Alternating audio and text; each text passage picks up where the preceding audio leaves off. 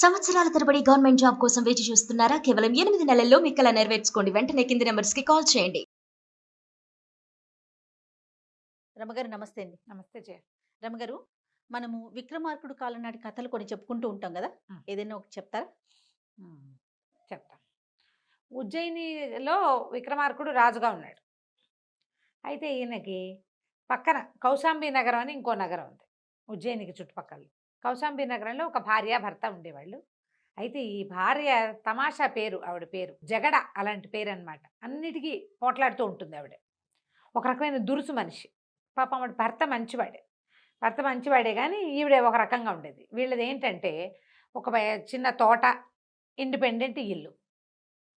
ఎవరైనా దారైపోయేవాళ్ళు, ఆ కాలం ఎట్లాంటి కాలం, విక్రమార్కుడి కాలం అంటే మనకంటే ముందు కూడా 100-150 ఏళ్ళ నాటి కథలు చూస్తామా. దారైపోయేవాళ్ళు ఎవరన్నా మంచినీళ్ళు ఇవ్వండి, మజ్జిగ ఇవ్వండి, ఎండ వెళ్ళేటప్పుడు ఒక ముద్ద తినేళ్ళండి, సాయంకాలం దాకా వాకిట్లో పడుకోండి, అవి చాలా క్యాజువల్గా జరిగిపోయేవి. ఈ రోజుల్లో ఏంటి రమగారు, ఒక మనిషి వస్తే అమ్మో ఈ పూట ఉంటారా, సాయంత్రం వెళ్ళిపోతారా, ఇన్ని లెక్కలేసుకుంటున్నారు. మరి వండద్దు, చెయ్యొద్దు, కదా? అవన్నీ వచ్చేసినాయి.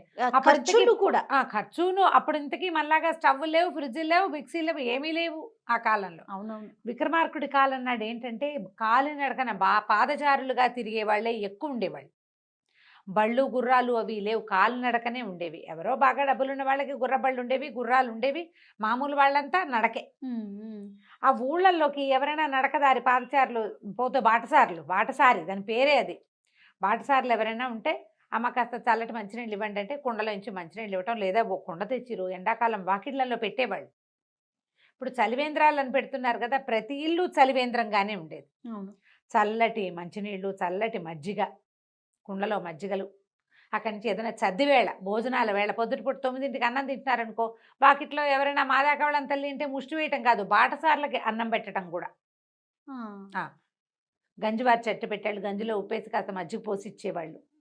ఓకే. అసలు అన్నం పెట్టడం అనేది గాలి పీల్చినంత క్యాజువల్ విషయం ఆ రోజున.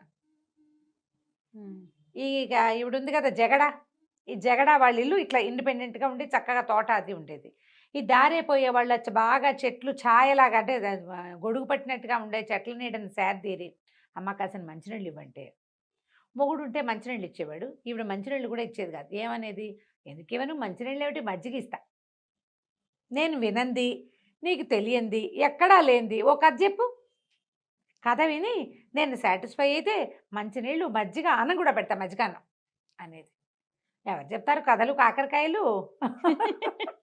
ఏదైనా చెప్పపోతే అని కొట్టిపారేది, నాకు తెలుసు. ఆ రోజుల్లో రమగారులు అంటూ లేరా? ఇప్పుడు ఇలా అడిగి కథ చెప్పించుకునే వాళ్ళు ఉంటే అప్పుడు చెప్పేవాళ్ళేమో, ఒట్టి పుణ్యానికి. అప్పుడు జయ లేదని అనాలి మీరు. అప్పుడు జయ, సుమన్ టీవీ 2 లేవు. ఎగ్జాక్ట్లీ. అయితే ఈ కథ చెప్పే ఓపిక అందరికీ ఉంటుందా? పోనీ ఎవడైనా చల్లబో అంత అన్నం తినచ్చని ఆశపడి ఏదైనా చెప్పినా ఇది నాకు తెలుసని మంచినీళ్ళు కూడా ఇచ్చేది కాదు. ఓకే. వాళ్ళని ఆడుకునేదనమాట సరిగ్గా చెప్పాలంటే. అంతే కదా, దుష్టబుద్ధి. ఇట్లా వాళ్ళు ఇట్లా ఇక్కడ ఈ గోళ ఎవడ పడతాడని అవతలి పోయి ఇంకెవరింటోనా మంచినీళ్ళు దాకా ఏమిటమ్మా అమ్మాయి అలాంటిది, ఆవిడ పేరే జగడండి, ఆవిడ అంతేనండి అనేవారు. ఎవరితోటి స్నేహం లేదు. భార్య, భర్త, అత్తగారు, కుమారుడు అందరూ ఉండేవాళ్ళు. అందరూ ఎవరి పనుల మీద వాళ్ళు పోతారు. ముసలమ్మ గారు పెరట్లో ఏదో పని చేసుకుంటూనో చెంగో పరుచుకుని పడుకుంటుంది. ఈవిడే కదా వాకిట్లో ఉండేది. మరి ఇంటికైనా ఇళ్ళాలనే మంచినీళ్ళు, మజ్జిగన్నమో అడుగుతారు. ఏది అడిగినా ఇదే పాట. ఆ రోజుల్లో ఈ కౌశాంబి నగరం నుంచి ఉజ్జయిని నగరానికి ప్రయాణం అవుతున్న ఒక విజయుడు అనే యువకుడు వీళ్ళ వాకిట్లో ఆగాడు. ఆగి మంచినీళ్ళు ఇవ్వండి అన్నాడు. మంచినీళ్ళు కాదు, మజ్జిగ ఇస్తాను, నేను వినంది, నీకు తెలియంది, ఎక్కడా లేనిది ఓ కథ చెప్పు. నువ్వు వినని కథ చెప్తా, నాకు తెలియని కథ ఎట్టా చెప్తాను నేను? అదే కదా, చెప్పు. అసలు కథ అంటే ఎక్కడో చోట ఉండాలి. పోనీ ఎక్కడా లేనిది ఏదో చెప్తాను, నీకు తెలియని కథ నువ్వు నాకు చెప్పాలి. ఎట్లా చెప్తారు అసలు? ఈ పాయింట్లు మీట్ అవ్వవు కదా. ఈ దగ్గర దిగద్దలా ఉంది, దీని దగ్గర ఏమో అడగకూడదని 2 అడుగులు అవతలకి వెళ్ళి పక్కన ఎవరో వాకిట్లో కూర్చుంటే మా ముసలిమామని అడిగి మజ్జిగ తాగి ఉజ్జయిని నగరానికి వెళ్తున్నానని చెప్పాడు.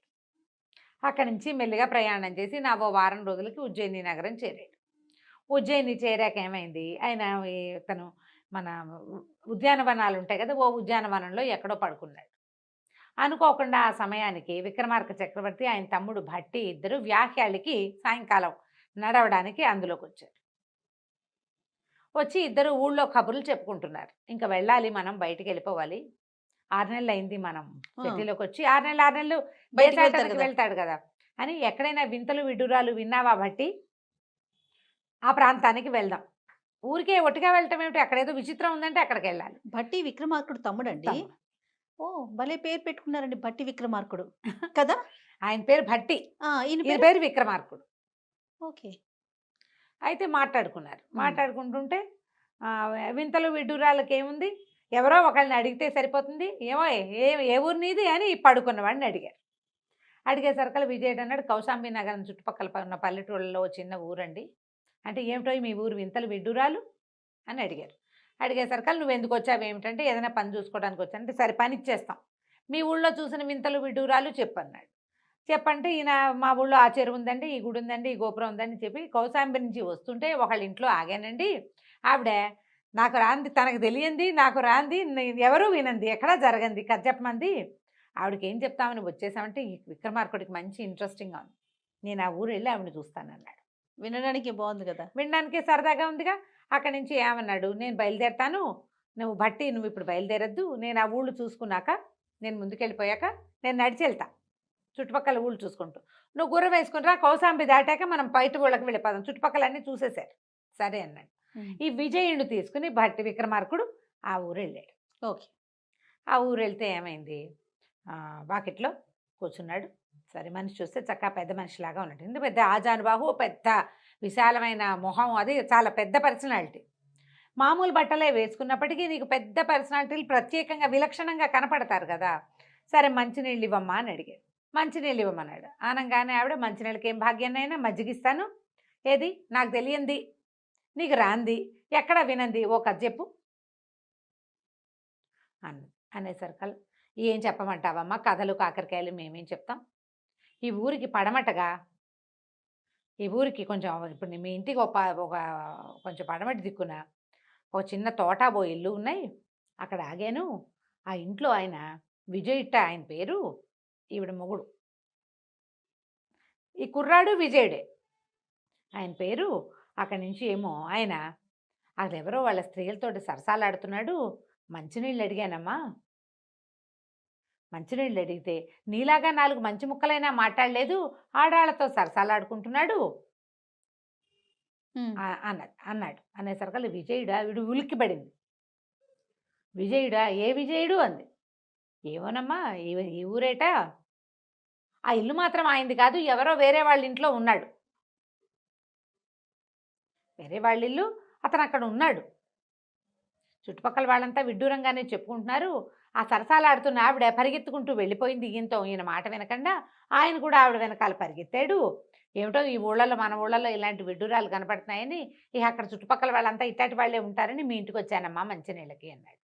ఈవిడ ఆశ్చర్యపోయింది. ఈ ఊళ్ళో విజయుడు ఎవరబ్బా, మా ఆయన ఒకడేనే, పై ఊళ్ళ నుంచి రావాలి ఎవరైనా, అర్థమైంది ఆవిడకి.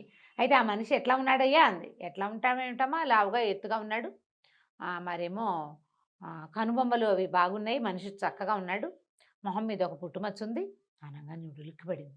అమ్మో, వీడు నా మొగుడే, ఏమిటి ఇంట్లో బుద్ధిమంతుడిలాగా ప్రవర్తిస్తాడు, ఎవరితోనో సరసాలాడుతున్నాడు, ఇక్కడ పడమటిగా ఏవో పిచ్చి వీధులు ఉన్నాయి, ఆ వీధుల్లో ఎందులో దేని దగ్గరికైనా వెళ్తున్నాడేమోనని, బాబు కాసేపు ఇక్కడే ఉండు, నేను ఇప్పుడే వస్తా అని చెప్పేసి పరిగెత్తుకుంటూ వెళ్ళిపోయింది పడమటి వైపుకి. ఈవిడ పరిగెత్తింది. అక్కడి నుంచి ఆవిడ మొగుడు వచ్చాడు. ఆయన ఇంకేదో పక్క నుంచి వచ్చాడు. చూస్తే భార్య కనపడలే. ఏమే మంచినీళ్ళు అన్నాడు. మంచినీళ్ళు తేలేదు, ఏమీ లేదు. ఈయన వాకిట్లో కాపలా పెట్టింది పెద్ద మనిషిని. పక్కన ఒక కుర్రాడు ఉన్నాడు. ఈ కుర్రాడు 17-18 ఏళ్ల వాడు, ఆ విజయుడు అన్న కుర్రాడు. ఈయన పక్కన ఉన్నవాడు విజయుడే కదా. అక్కడి నుంచి, మా బాబు ఈ ఇంట్లో ఒక ఆడది ఉండాలి, మంచినీళ్ళు ఇచ్చిన దానికంటే మంచినీళ్ళు ఏమిటండి, మంచినీళ్ళు లేవు, ఏమీ లేవు, ఆవిడ ఎక్కడికో వెళ్ళిందండి, తూర్పు వైపుకి వెళ్తానని చెప్పింది.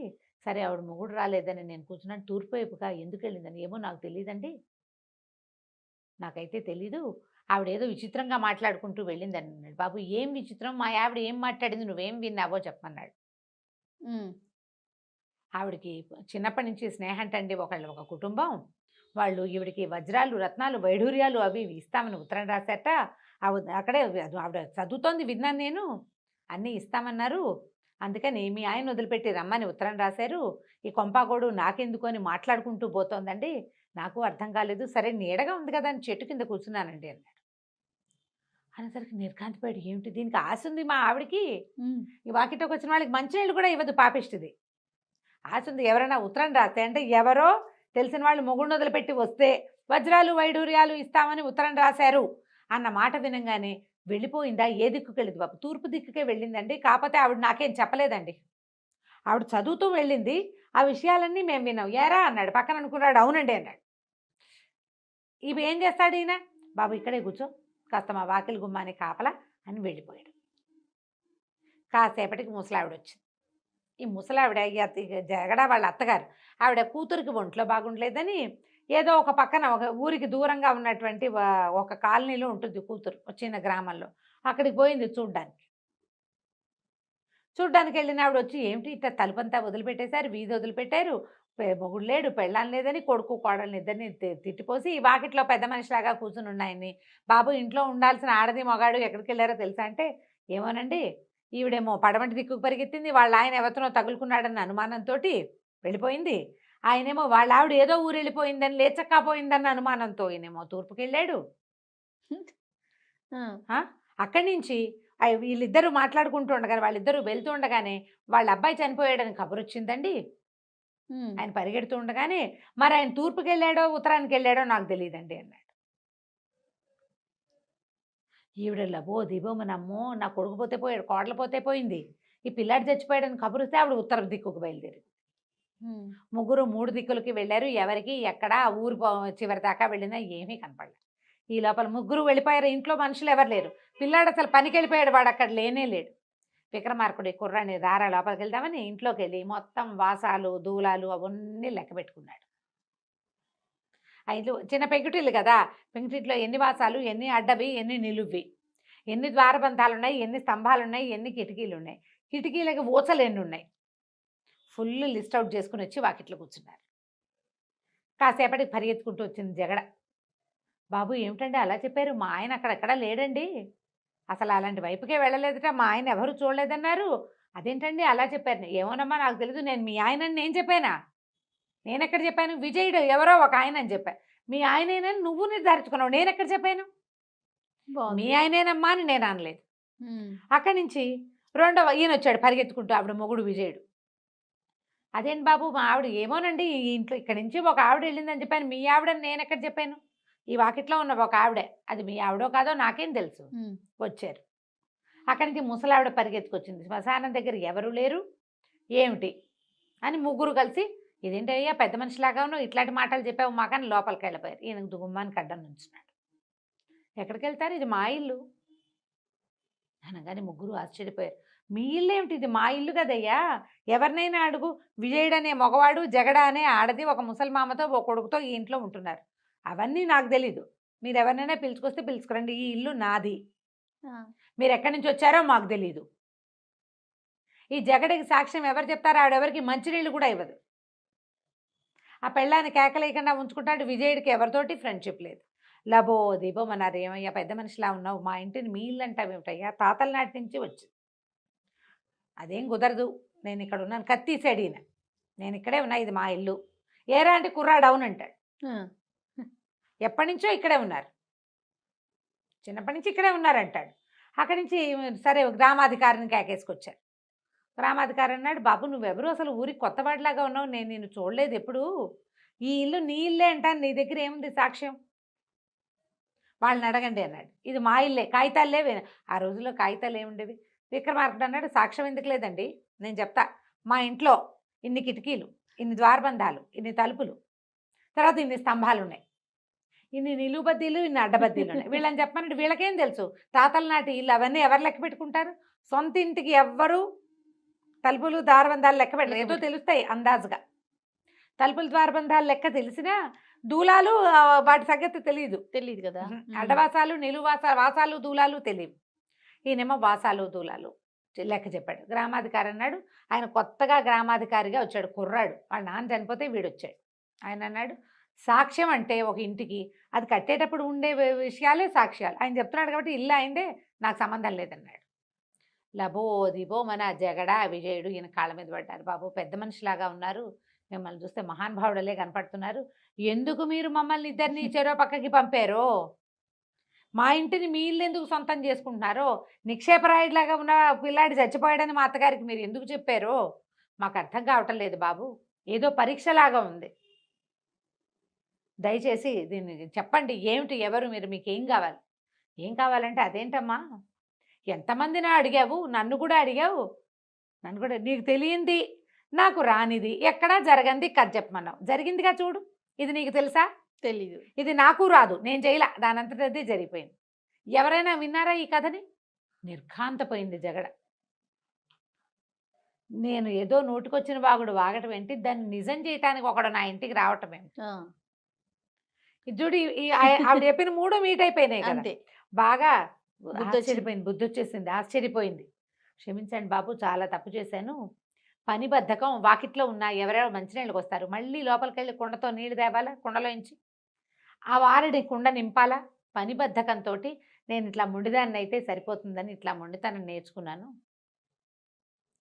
ఆయనేమో ఆ భర్త భర్త ఏమో ఏమన్నాడంటే, బుద్ధి చేసుకున్నాడు. ఏం చేయను, అమ్మాయి అలాంటిది, ఇంకా అందుకని నేను అలాగే ఉంటున్నా, అట్లా కేకలేసి చెప్పొద్దా, అదే ఇదేం పద్ధతి, ఇంటికి వచ్చిన వాళ్ళకి మంచినీళ్ళు ఇవ్వా అనాలి.